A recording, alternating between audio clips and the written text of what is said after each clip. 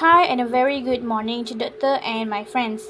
Today we will share the article about the teniasis and neurocysticercosis among Malaysians. In this article, there are 3 cases related to cysticercosis and teniasis. For introduction, teniasis in women is a parasitic infection caused by tapeworm species, which are Taenia saginata, beef tapeworm, Taenia solium, pork tapeworm, and Taenia asiatica, which is Asian tapeworm. Humans can become infected with this tapeworm by eating a raw or undercooked beef. Taenia solium infection can also lead to cysticercosis and neurocysticercosis. However, teniasis cases are rarely reported in Malaysia. In 1973, teniasis by Taenia saginata was first recorded among local Malay in Perlis. The latest confirmed neurocysticercosis cases was in a pediatric case who presented with a seizure and underwent surgical excision of live larvae from the brain. After that, tapeworm can cause digestive problems including abdominal pain, loss of appetite, which is weight loss, and nausea. The most visible symptom of teniasis is active passing of proglottids through the anus and the face. The conventional diagnosis of neurocysticercosis requires a compatible clinical history, positive serology, and neuroimaging features. My name is Aida and I will explain about case 1. This case was a 23-year-old Chinese Malaysian who acquired the infection during his visit to Madagascar. During his visit, he consumed a lot of undercooked beef. He self-medicated by taking 3 doses of albendazole because he thought it was just a mealworm that coming out in his stool. Never did he know that he is already infected by Taenia saginata. Since the worm kept passing out, he sought treatment at a private clinic and was given 3 tablets of ivermectin.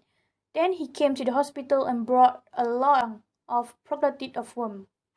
His full blood count in eosinophil shows that he is infected by parasite.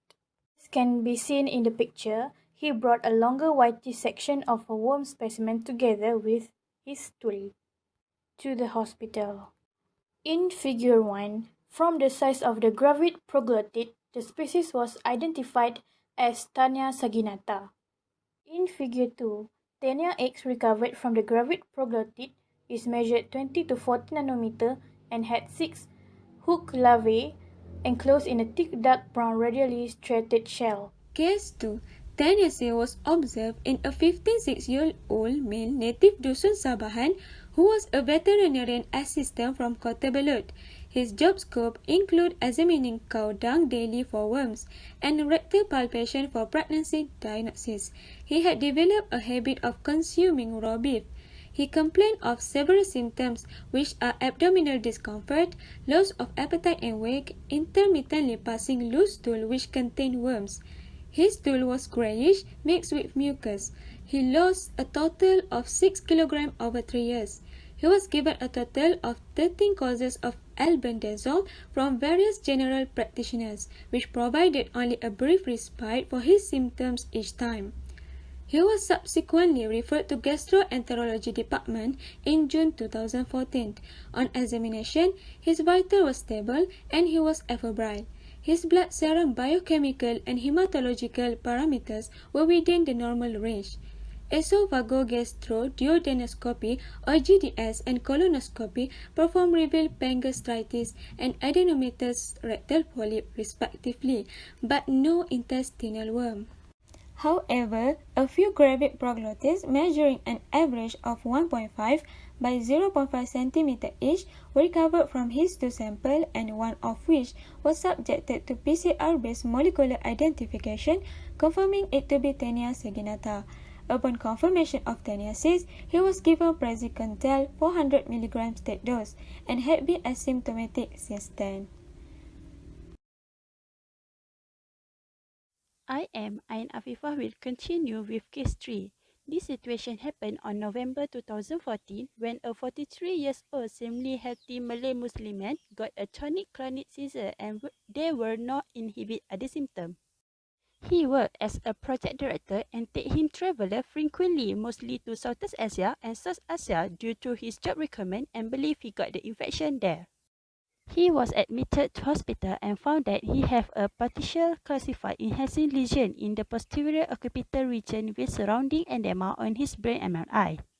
On December 2014, he be consulted to neurosurgeon and got advice to have stereotactic right craniotomy excision with brain lesion.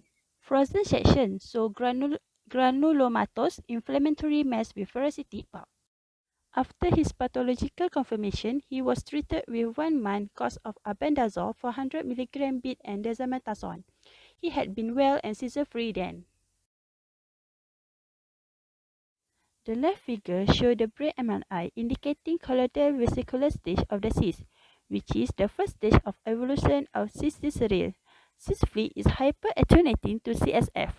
While the right figure shows a section of lesion where it is stained with H&E observed using 4x magnification where larva Taenia soliensis pointed as CC and brain parenchyma as BP.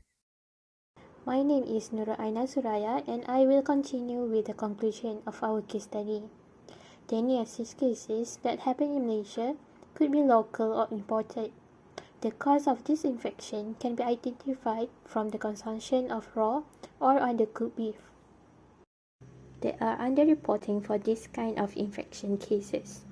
It might be because of the mild or absence of symptoms, and the patients might not aware of their symptoms. Besides that, since these cases are rarely happen in Malaysia, clinicians might not familiar with this kind of infection and diagnose patients with normal abdominal pain. Lastly, less availability of molecular diagnostic facility to be used to study this infection. However, from my friend's explanation earlier, for the third case, which involving neurocystic, this infection could be transmitted through contaminated food or water with T-solium eggs. Neurocystic mostly detected among immigrant workers from Myanmar and Nepal. It is rarely found among non-consumers of pork. We should take a few efforts for better understanding for this kind of cases. Information should be freely available and shared among the experts.